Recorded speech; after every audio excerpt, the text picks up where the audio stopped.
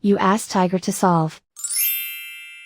This deals with linear equations with one unknown. The final result is m equals -15. Let's solve it step by step.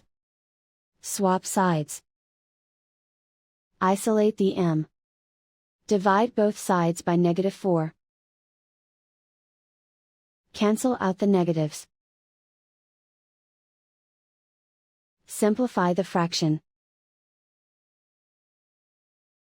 Move the negative sign from the denominator to the numerator.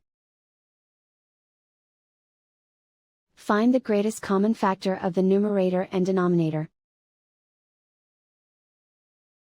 Factor out and cancel the greatest common factor. And so the final result is m equals -15.